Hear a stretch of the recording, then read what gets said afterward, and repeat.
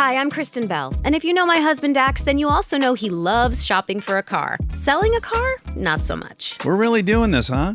Thankfully, Carvana makes it easy. Answer a few questions, put in your VIN or license, and done. We sold ours in minutes this morning, and they'll come pick it up and pay us this afternoon. Bye-bye, truckie. Of course, we kept the favorite. Hello, other truckie. Sell your car with Carvana today. Terms and conditions apply. Hey, I'm Dr. Z, and I'm a neurosurgeon. So that means long hours, early rounds, late nights, and everything in between. And through it all, I wear figs. Because they're built for what I do.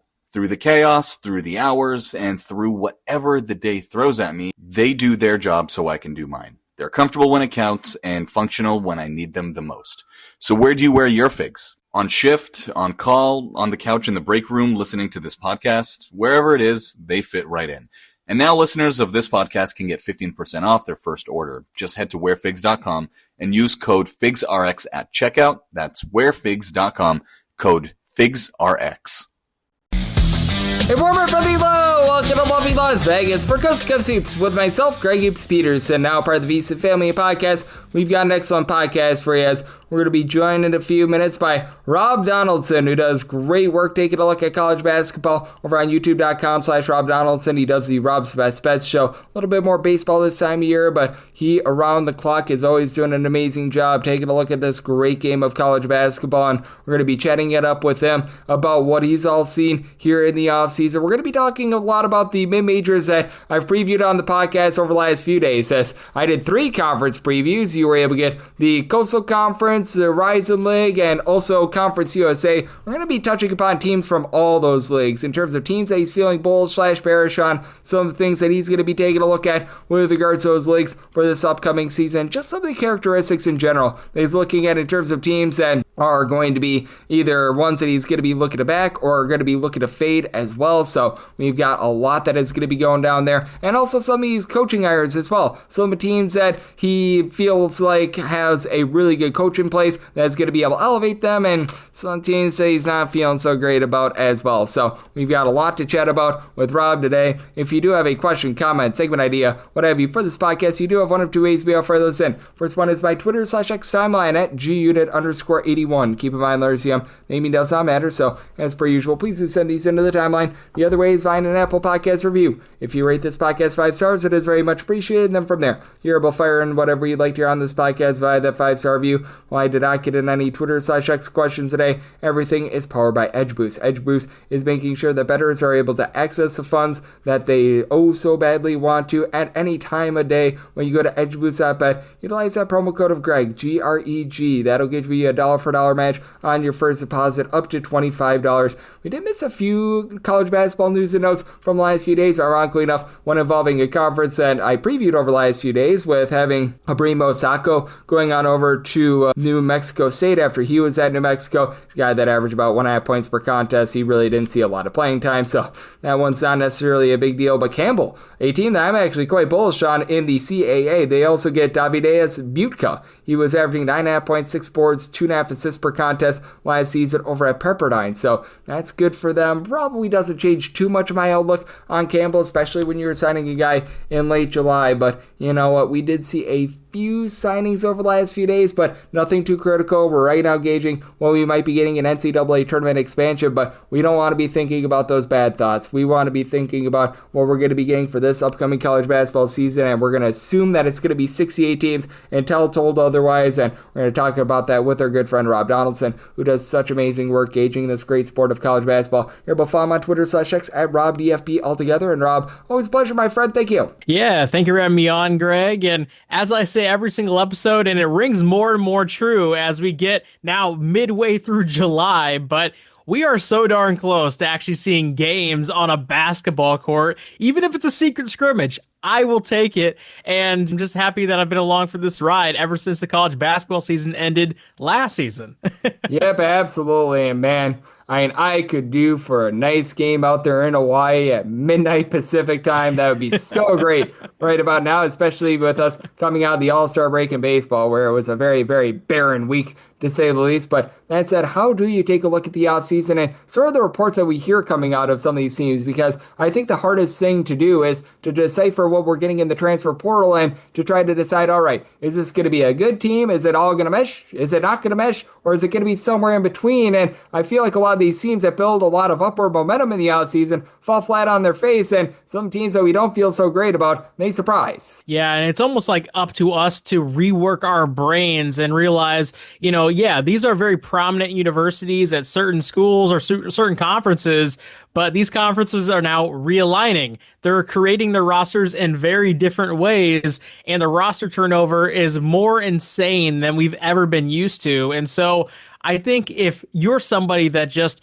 turns off after the end of the national championship game and then tries to pick it up, in September or October, Godspeed, brother, because I could not do that. There's a million moving parts here. It's not just like, oh yeah, a couple guys in the starting five changed out because of graduation or maybe that one crazy transfer. No, everybody is going elsewhere, and especially when you're talking about these mid-majors, my goodness, the roster turnover is vast, and these coaches really don't have a long window with their guys that they build up anymore. It's, hey, can we flip this thing on its head in 1 year at a time? And that's a really big challenge for a lot of these schools. Yep, it absolutely is. And are there any characteristics that you take a look at for teams that you do feel a little bit more bullish/bearish on, and teams that you look to bet on towards the beginning part of the season? Well, I think the energy has to be there, right? And we kind of saw that with Pat Kelsey, and he just screams to me as a guy who takes, 5 different shakes of copy in the morning and goes out and gets a pump in, and then everything is great and grand, and he's always full of energy. I don't know if you can just kind of be a coasting head coach at any Division I basketball school and have a successful product on the floor, because again, when we're talking about this roster turnover, man, you've got to figure out a way to not only get your players to gel, but you got to figure out how to get players, period. And I feel like if you're not working the cycle, if you're not trying to acquire talent, if you don't really truly love the roster building elements of this game and you just want to go and coach, maybe that will work if you're in a very good situation at a school that just inherently attracts talent. But I am looking at those guys who are maybe the younger coaches or coaches at a new stop that really do kind of feel like, hey, this is my really golden moment. I probably only have 3 to 4 years at this thing, if that. Let's go out there and just try to make it happen right away. Absolutely. As joining me on the show, we do have Rob Donaldson, who does great work with the show/podcast, Rob's Best Bets, joining me on Coast to Coast Hoops. And over the last few days, I did a lot of conference previews, and we've got a lot of teams that are just very interesting in the transfer portal. And how do you take a look at a team like an IU Indy, where they lost their coach in May? They needed to have Mr. Howlett come on over from West Liberty, where West Liberty was an incredible Division II school that averaged 100.2 points per game last season. He brings a lot of his guys on over with him, but this happened in May. This happened very late in the process. And how do you take a look at a school like that, where you've obviously got a lot of experience? You've got guys that have performed at the college level before, but not necessarily this level. Yeah, I mean, how many times have we seen this over the years, to coach just jumping into a mid-major and then finding themselves at a more prominent school literally just 2 years later? I can think of 2 off the top of my head that ran the MVC, Josh Schertz and Ben McCollum, and there's a number of other guys that fit into that category as well. And I do think it feeds into kind of what I was just talking about as well there too, of find that hunger. Who's the motivated head coaches? Who are the motivated rosters? A lot of these teams are going to feel like, or a lot of these players rather, are going to feel like they've been overlooked their entire career. What about when they actually get that shot? What are they going to perform like? And I even think back to when Bellarmine got back into the A-Sun in their first year from, making that jump to Division I, and they went out and won the A-Sun conference tournament. They shook up the world, and that was their Super Bowl. I kind of look for that in terms of not only just team success in a season, but also betting success. That's what translates over when you have sort of that unknown team, unknown head coach, unknown roster that overachieves past that expected win total. And I think there's a number of teams right now that kind of fit that bill. Yep, that is certainly one of them that I'm taking a look at. I think that they are going to be such an interesting team, to say the least. And who are a few other ones that you're taking a look at? Because we've got a few Division II coaches that are going to be making the jump, as I know that UC Riverside is going to be having one of those, and we've seen that work out in the Big West with what Andy Newman was able to do over at CSUN last season. Cal Poly was one of those teams as well, and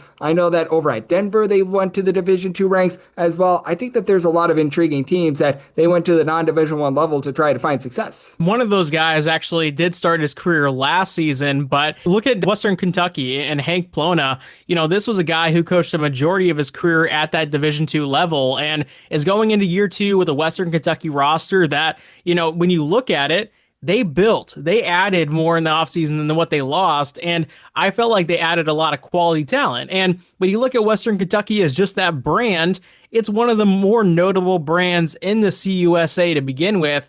And for that reason, I don't mind taking a flyer on a guy like a Hank Plona in a program like Western Kentucky that's adding in talent. Maybe it ends up being a flop. Maybe it's not what it's going to end up being because they only won, 17 and 15 last year. But I think in year 2 for any head coach, especially one again who's kind of coming up from that D2 rank and has a little bit of motivational factors behind him, I think those are the types of guys I'd rather bet on than the older statesmen of the world that have been coaching for 20 years and are just kind of still sitting at a mid-major. And I think that it's interesting that you bring up Western Kentucky because they're out there in Conference USA, which Miley Cyrus's favorite conference because it is a party out there in Conference USA. But that said, I want to know how you look at this conference because it does have a melting pot of a bunch of different styles. There's been a lot of turnover in Conference USA recently as well. Look no further than the last few off seasons, and I think that that's a good jumping off point for part number 1 and talk about in part number 2 along with a few other teams that Rob is feeling bullish/bearish on. We're going to be talking about that next right here on Cusco Seats with myself, Greg Peterson, now part of the Beats and Family Podcast. Thanks for selling your car to Carvana. Here's your check. Whoa, when did I get here? What do you mean? I swear it was just moments ago that I accepted a great offer from Carvana online. I must have time traveled to the future. It was just moments ago. We do same-day pickup. Here's your check for that great offer. It is the future. It's the present and just the convenience of Carvana. Sorry to blow your mind. It's all good. Happens all the time. Sell your car the convenient way to Carvana. Pickup times may vary and fees may apply. And we're back here in lovely Las Vegas for Cusco Seats with myself, Greg Peterson, now part of the VSiN Family Podcast. We're being rejoined by Rob Donaldson, who does great work with the show/podcast, Rob's Best Bets. You're able to follow him on Twitter/X at RobDFP, and we left off talking a little bit about Miley Cyrus's favorite conference, Conference USA. How do you take a look at that entire conference? Because UTEP looks like a completely different team from a season ago. Middle Tennessee is always a pretty consistent team that they pretty much win by all means necessary, but there's a lot of shakeup with regards to that conference. We know what Liberty is going to be because Liberty never ever changes, but outside of Liberty, I feel like there's not a lot of, shall we say, constants, and there's not a lot of, shall we say, camaraderie with a lot of these rosters. Yeah, and when you look at Louisiana Tech last season, and that was supposed to be one of the teams from the start of the season that was sort of going to be able to push Liberty in a way because they had so much down transfer talent. They had a younger head coach or a tenured head coach that I believe was going into year 3 or year 4, and that really didn't come to fruition. And what we saw through the portal class this year is everybody jumped ship. I think when you fall short of expectations in a one-bid league, that's the result you're going to get when it is, quote unquote, your year. And one of the schools that I really felt made a move back to prominence in this league was Middle Tennessee State. And when I'm looking at Middle Tennessee State, they are in kind of a prove-it year, I think, with just this coaching regime and just this roster because, yeah, they did lose Justin Porter, who was an absolute bucket on the court every time he stepped out there. But for the most part, they just added and retained. And when you look at who they lost to in the NIT, being Chattanooga in a crazy triple or quadruple overtime type game, it was one of the best games I saw all postseason. I feel like that's what reinvigorates you and brings people back, that taste of having that type of success or being so close to success. And again, when it's a make it or break it year, it could be an absolute dud, but the upside is absolutely there for them to explode and really take this conference by storm. And I think that that is going to be a fun one to take a look at because with Middle Tennessee, I do agree with you. I do think that there's a lot of upward momentum being built with them. And for Middle Tennessee, again, it's not that they have like one set style that they go to or anything like that. It's just by any means necessary, being able to get the job done. And how much do you take a look at some of those teams? Because with Liberty, we know what to expect out of them. They are very much the team that is out there in Conference USA that is the constant. They're always going to play super slow. They're going to have really good three-point shooting. They're going to make sure that you don't get a lot of great shots themselves, but as I said, they're not necessarily the best in terms of their offensive rebounding either. And then you have a team like a Middle Tennessee where year in and year out, it's going to look completely different from one year to the next. I think that just kind of speaks to the landscape of college basketball now. And when you look at 90% of this league and even 90% of just mid-majors in general, unless you are like a Mountain West or an A10, an American that is at the kind of the top end of that mid-major tier, you are going to see a ton of roster turnover, and that's the same story for a lot of these teams. And to the benefit, I think, of some of these conferences and some of these programs, I think roster turnover could be a really good spark and a really good thing because you can go from the basement and turn it around in a literal year. It's not like you have to hire a coach that maybe is a little bit underqualified or maybe a mystery and then kind of see how a 3 or 4 year trial run ends up going. No, with the portal and with the number of players looking for some starting time and some playing time, you can really go out there and be aggressive and try to build your roster from the outset. And I feel like that's what a lot of these schools are trying to do. You brought up UTEP. I'm going to bring up New Mexico State. I really do think that they're one of those schools that last year showed a lot and could really be building to something a little bit better than what they achieved last year as well. And I feel like, yes, Liberty is the constant in this league, but with it being so open, with so much roster turnover, don't be surprised if the basement becomes the top. And I kind of like the dynamic of some of those leagues. No question about it. And I do think that I previewed another one of those leagues a few days ago as Rob Donaldson, who does great work with the show/podcast, Rob's Best Bets. He's joining me right here on Coast to Coast Hoops, and that'd be the Ryzen League, because with the Ryzen League, I mean, it's just up, down, all around with this league, and I feel like they've been one of the leagues that has lost the most with NIL, with everything that has happened on that front, because this has just not been the same league over the last few years, but we saw a team like Robert Morris be a team that was, ever since they joined the NEC down towards the bottom, they were able to rise up, they were able to have a lot of success and make the NCAA tournament last year. Meanwhile, some of your, shall we say, stalwart teams have fallen off a little bit. How do you take a look at this Horizon League where defense typically leaves a little bit of something to be desired, but the offense, either you've got it or you don't? Yeah, no, that's a great way to put this league, because when you looked at the Robert Morris style last year, you know, that was so different than a lot of the Robert Morris teams of the past. And even a Northern Kentucky had to transition from, as of late, from sort of that press Virginia style to now they're a high octane offense under Darren Horn, and they're going out there just running and gunning it. And I feel like with the Horizon League, yes, the talent is always not going to be the top tier when you even are looking at like the mid-major category, but there's a lot of prominent head coaches. There's actually a lot of long-year, tenured head coaches, and I'm not sure what that speaks to. Maybe it's just the heartland of America, Greg. We're both from there, and, you know, hey, maybe there is some little bit of charm that keeps those coaches wanting to come back. But to your point, the teams that we've seen come out of that league over the past few seasons, we think of Oakland upsetting Kentucky. We think of Robert Morris almost taking Alabama down late in that first round as well. And I think there's a number of talented teams that could really challenge again for that title as well, for just the conference tournament or the regular season tournament. I think when you're looking at the landscape shakeup of Wright State maybe not being where they were initially and a lot of other teams kind of giving way, I think we're going to start seeing a lot more competitive basketball, especially with Green Bay and IU Indy over the past couple of years, having these little bit of like resurgent seasons in a way. Yep, and with UW Green Bay, can't get much worse than it was last season. And if Doug Gottlieb didn't learn how to coach, man, that's going to be a little bit of an issue. And when it comes to some of those leagues as well, how much do you just trust the coaching staff in general? Because with Greg Campy, it feels like with the Oakland team, his team is never going to be in the bottom half of the conference. Bart Lundy, I feel like, has formed himself into being a man that we can respect over there with UW Milwaukee as well. And with some of these other teams,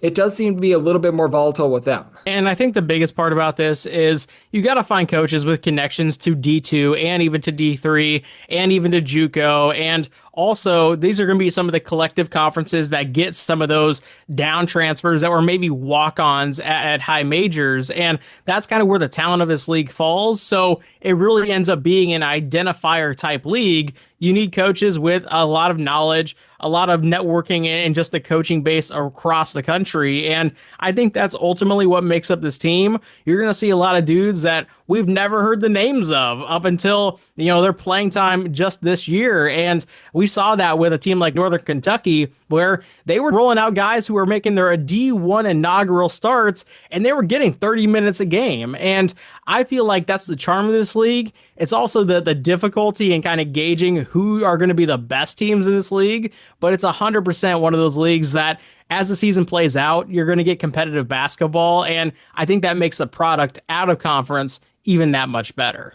Yep, I do think that is going to be so key to be taking a look at. And Rob, we've taken a look at a lot of mid-majors. We've taken a look at a lot of teams that there are some knowns. There are some very big unknowns as well. And I want to open it up to you. Over the last few weeks, in terms of your research, is there a team or two, whether that be low major, high major, mid-major, that you're just starting to feel a little bit more bullish on, and you've been doing your research and maybe you were lukewarm on them towards the beginning part of the offseason and they're just starting to grow on you a little bit? This one might be a little bit on the nose or a little bit too obvious, but I look at Chris Mack in Charleston, and I feel like Chris Mack isn't just coming back to college basketball to coach in the CAA. Call me crazy. I feel like that could be a nice landing spot. If he wants to sit there in Charleston, Charleston's a nice city. He's got a nice, well-funded program at a conference that they will always perpetually be competitive in. But the way that he's kind of been energetically approaching this new tenure at Charleston, it really does feel like he's going to make kind of that Rick Pitino-esque leap, going from Iona to the Big East, and it's almost inevitable at this point where I think that's going to end up being the case. And when you have an energetic coach who really does want to get back to where he kind of left off prior to leaving college basketball, that makes me want to bet on you. That's that motivational factor, that motivational tether that I think I try to look for in this new NIL era. And I feel like everything is aligning at Charleston for them to really be, again, kind of that prominent force a la the Pat Kelsey years. And I don't see why Chris Mack can't do exactly that to a form. Oh, the Mac attack. I absolutely love it. I think that there's going to be a lot of success to be had out there. And we're always successful with this podcast when you're aboard, Rob. You do such an amazing job taking a look at this amazing game of college basketball. And I know you're hard at work on this front. And additionally, you're doing a great job with gauging things day in and day out on the baseball diamond as well. So let the good people at home know it's all on tap for you and how people can follow along on social media and other platforms. Well, hey, Greg, I always love talking ball with you, man. And I can't wait until we're actually handicapping individual games and looking at how these rosters actually play out on the court. But, for those who want to follow my Major League Baseball bets or my college basketball bets come that season, you can do so on Twitter/X at RobDFB, and also on my YouTube channel, which is just my name, Rob Donaldson. But as always, Greg, I appreciate having me on, man. It is always great to be able to get Rob aboard. One of the best in the business at gauging this great game of college basketball and always lends amazing insight. So big thanks to Rob for joining me on Coast to Coast Hoops, now part of the VC Family Podcast. And if you do like hearing from this fine podcast, Coast to Coast Hoops, you're able to subscribe wherever your podcasts, Apple Podcasts, Google Play, Spotify, Stitcher, and TuneIn. If you have a question, comment, segment idea, what have you for this podcast, you do have one of two ways to be able to fire those in. First one is my Twitter/X timeline at gunit_D1. Keep in mind, letters EM, they mean does not matter, so per usual, please do send these into the timeline. And the other way is find an Apple Podcast review. If you rate this podcast 5 stars, it is very much appreciated. From there, you're able to fire in whatever you'd like to hear on this podcast via that 5-star review, coming at you guys every single day on this podcast, regular season and off season. Don't be surprised if you get another conference preview podcast tomorrow as well. We're banging those out, so be on the lookout for those, and be on the lookout for a fresh podcast at midnight Pacific, 3 o'clock a.m. Eastern, right here on this feed, right here on Coast to Coast Hoops, and I'll be back to you once again tomorrow. Thank you.